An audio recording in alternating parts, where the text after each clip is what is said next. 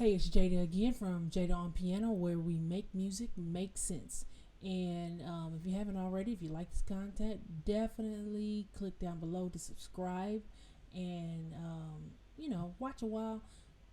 Check out the other videos on the channel, and if you like them, comment. Let me know what you like about it, and everything like that. So for today's video, we're going to be talking about Moret Brown Clark's song, not even the whole song, but just one move in there. And you saw the title, it said in Eddie Brown 251.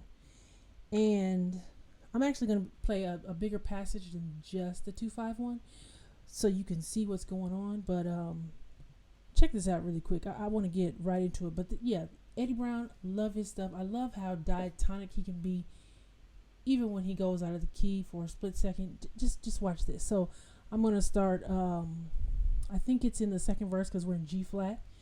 Matter of fact, let me help you out a little bit here and change this key to G flat so you can see where the accidentals are and everything. So check this out right here.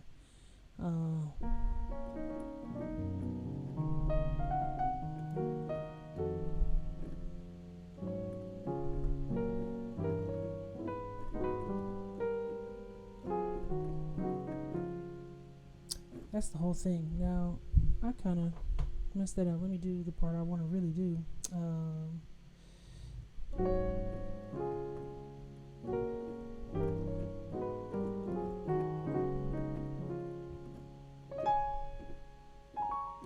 So, anyway, that's it right there. Now, let's check this out move by move. Remember, we're in G flat, so the numbers are 1, 2, 3, 4, and this 4 is a C flat, not a B, even though that's what it's saying. 5, 6, 7, and back to the 1. So when we're looking at this move, this first part here, let's take the first part. That's just the first thing. Notes really quick. A flat, G flat, E flat, or A flat, G flat on the left hand, E flat, G flat, D flat on the right hand. You can add this B flat in here if you want, but that kind of open feel feels better to me. Next chord, I got a D flat and A flat, and then a D flat, F, A flat, just a standard 5 chord there, and then I got a B flat and G flat, and then D flat, G flat, B flat. Now I could do that just to give it a little bit more.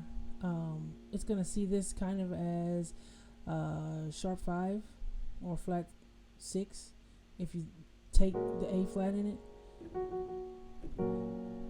That's giving it more color. Or you can look at it as the 9th of the 1 chord, even though this is in first inversion. So here's the first 251. See that?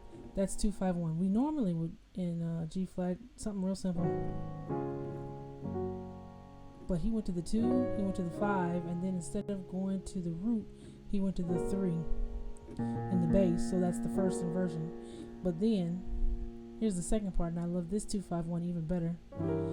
He leads to it with this diminished chord, the G and the E, D flat or C sharp, but for the context of this chord, that would probably be a C sharp, but in this key, it's D flat, E, G, and then B flat. So we're leading to the 2, right? And then here's the 2. This is really what it is. You got the octaves down here. You don't have that extra color this time. Well, watch what happens. There's a reason for this. I'm moving those, my pinky here and my thumb here. So, got the B flat, got the G, and then watch this chord. I got still holding this A flat with my left hand, but now I put the G flat there. And then I've got a C, F, and an A flat. That is a straight dominant chord. See that? So we couldn't start here because we need to get this whole move in, or this half step motion. and then I'm still holding my A flat really. Now I've got it suspended. So the last little part there, sorry. And you could do this, watch, let me get it right though. D flat, G flat, A flat, B, or C flat for this key. E flat, G flat for that chord.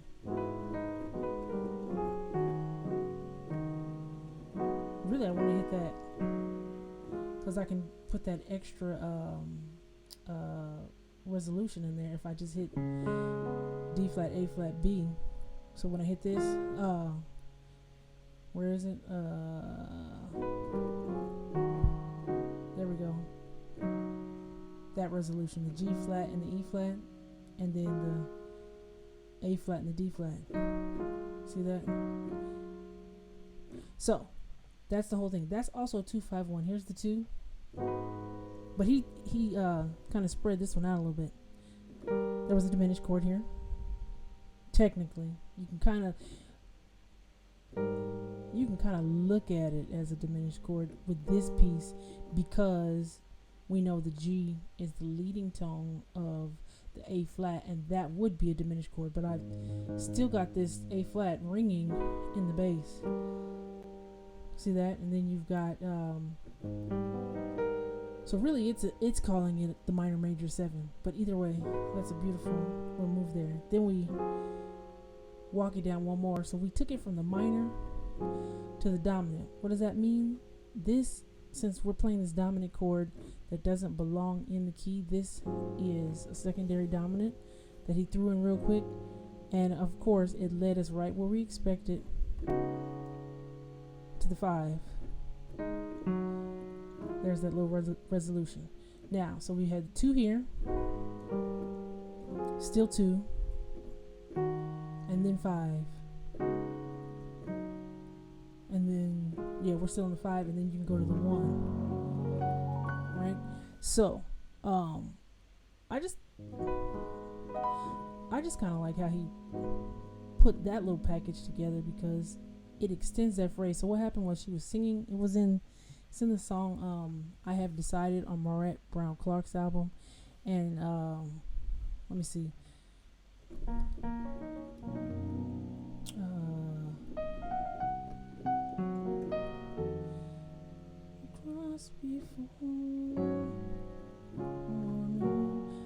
yeah, so the cross before me is where we're at.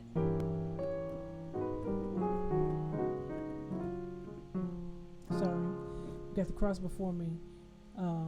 The world, so you're at a half cadence anyway, so he did those 2 back to back 2-5-1s. Now watch what I keep hitting accidentally.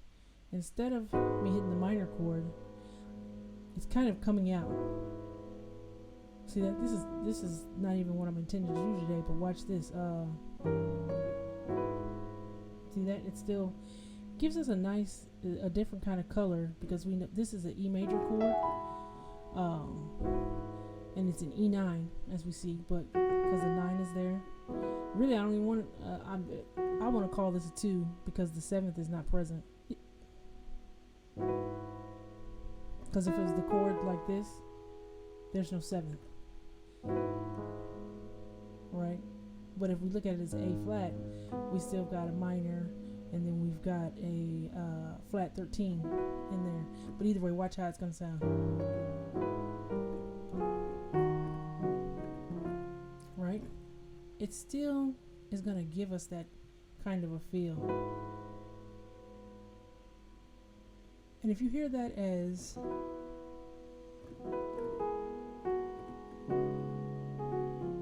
let me put this somewhere. What key am I in? I'm in G flat. You know, I like to play Hallelujah.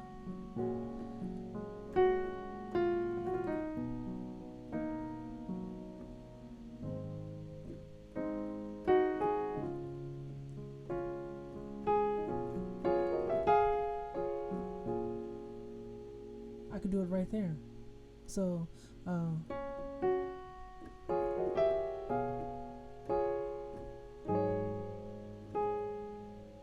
what is it?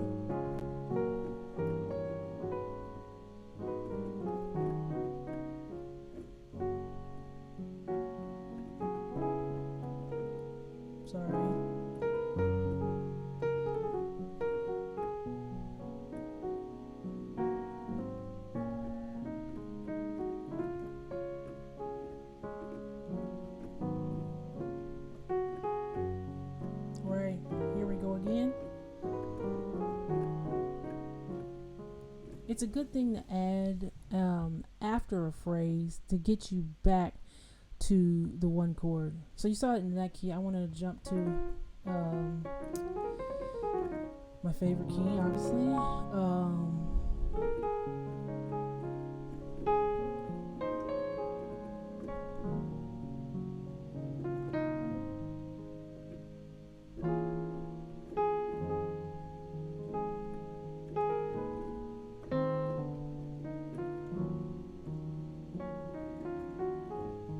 So I probably could have put it right there. So let's see.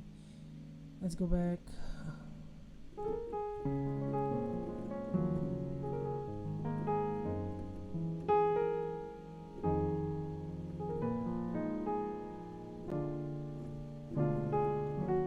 Here we go. I'm gonna do it right here. Right.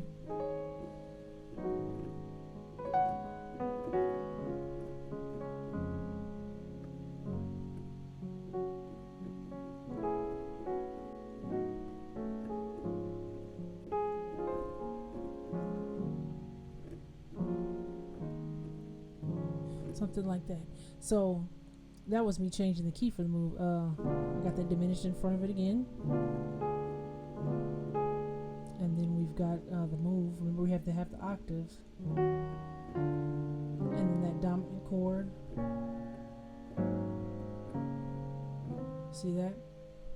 So again, that's 2-5-1. It's a nice thing to put there, right after a phrase is over. Check it out. I love it. That, to me, that is classic Eddie Brown, and that is why I love his playing in particular. But yeah, check that out. See what you can do with it. Let me know what songs you're putting that in. Take care. Again, subscribe to the channel if you like this content. And again, this is Jada on piano, where we make music make sense.